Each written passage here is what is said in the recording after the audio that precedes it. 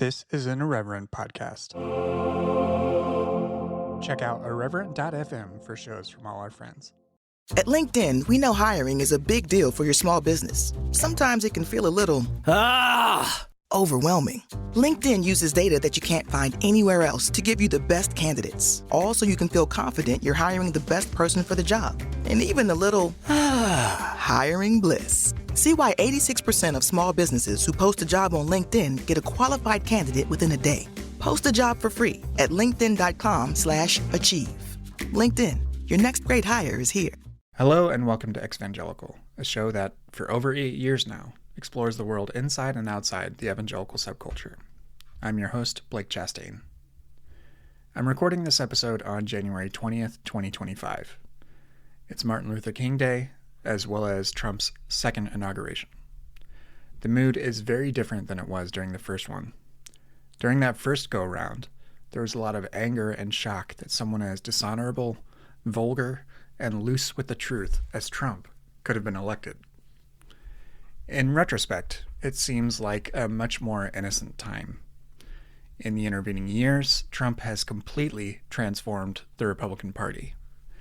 His first administration was prone to normalizing chaos through whatever day-to-day things he tweeted. He stacked the Supreme Court with a conservative majority. He completely fumbled the COVID-19 pandemic. He incited an insurrection. He stole confidential documents. And throughout all of this, very few people within his own party tried to hold him accountable to any measure of ethics or commitment to anything beyond himself. Those that tried to were ostracized, called rhinos or Republicans in name only, and forced out of the good graces of Trump's political machine. When he won re-election in 2024, there seemed to be a resignation to that reality, that he had achieved so much, that he had transformed the Republican Party so completely. But there was also a quiet resolve to meet that reality. Oddly, Trump himself is the constant here. And he's not someone you think of as constant at all. What's surprising is the way that the rest of our politics has molded around him. Trump has emboldened the most powerful in our society to be even more blatant about their goals. The masks are off and they're gathering dust. In 2022, during Elon Musk's messy acquisition of Twitter, he tried to back out of, remember? Elon claimed that he wanted to upset the left and right equally. But by 2024, Elon said he was dark Gothic MAGA and spent an estimated over $250 million on Trump's campaign. Mark Zuckerberg, who has made a concerted effort with his latest edgelord-coded rebrand by getting into MMA, streetwear, and lying up a storm on Rogan, has gone all in too, completely gutting the fact-checking apparatus that Meta had built to manage misinformation, and rolling back hate speech guidelines, such as making explicit cutouts for calling LGBT people mentally ill. Meta has also decided that its apps are for politics again now. Now that a conservative administration is back in power, after downgrading what they considered political content during the Biden administration, and has done some blatant culture war type things like removing the transgender and queer theming options for Facebook Messenger conversations. But it's not just Elon and Zuck, though. The entire tech oligarchy is falling in line, paying to play by donating at least $1 million to Trump's inauguration. Companies like Google, Apple, Amazon, and their respective CEOs have all lined up to play ball. While it's not a surprise, it's also not encouraging. This very show has its own relationship with Trump. I released the first episode during the 2016 Republican National Convention, when Trump secured the nomination. At the time, I believed that the evangelicals who had such a formative influence on me would not give Trump their vote. But history has proven otherwise, with them supporting him at a steady 80% plus in the last 3 elections he's been a part of.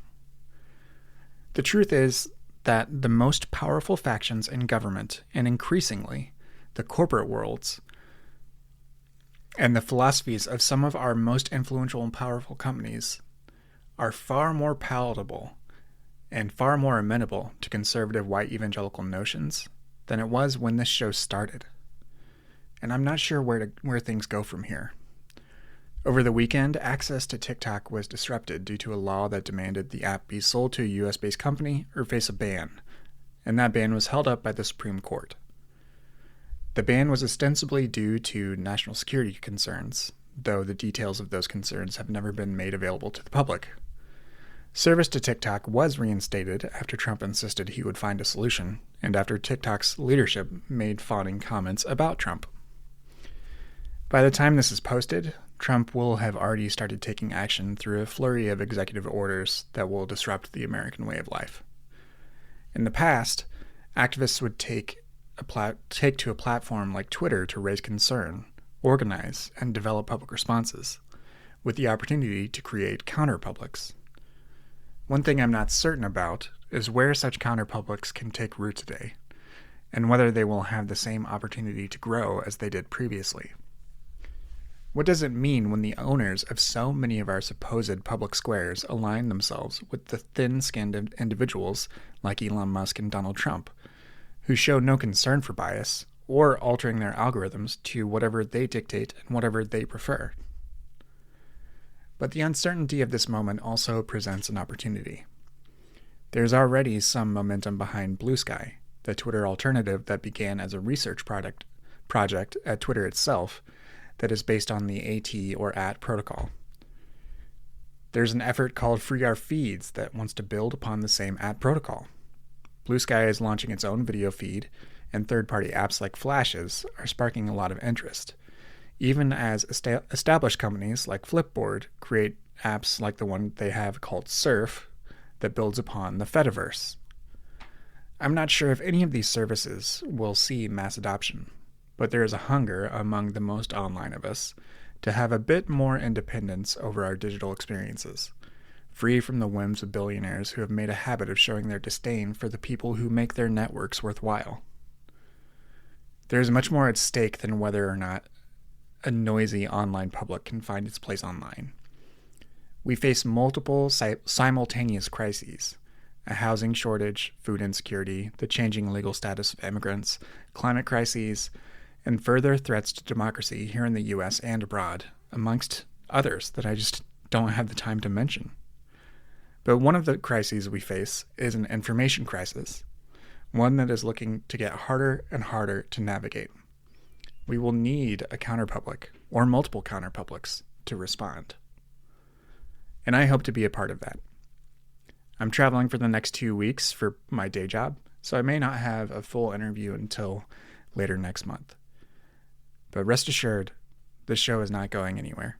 Even as some of my publishing timelines have shifted over the last year or two, I'm still committed to sharing stories and resources and interviewing authors who are doing important work to highlight and emphasize the stories that need to be told.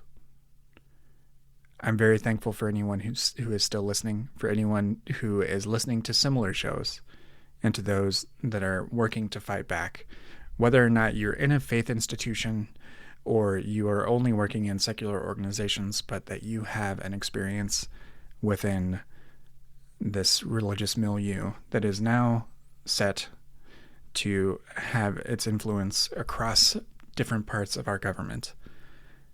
And I hope that you continue to find ways to find joy, to find rest, and also to find ways to fight back or ways to make a difference, however you want to frame it. Because these things that we're working on, they're not fads. This is important stuff. And we need all of us. So thank you for listening. Please go over to my newsletter, postevangelicalpost.com, to keep up to date with all of the things I'm doing, both in conjunction with the book as well as my ongoing work here in public. You can follow me on Blue Sky at brchastain.social and at brchastain_ on Threads. Talk soon. These are violent criminals, so they're not going to go down easy. ABC Tuesdays. Let's get this done. The Rookie is back. We have 2 new rookies starting today. Howdy. Being a cop is stressful 24/7. Every year on the job is different. And Training Day We have a serial killer at large. never ends. We need an ambulance! The Rookie. All new Tuesdays on ABC and stream on Hulu.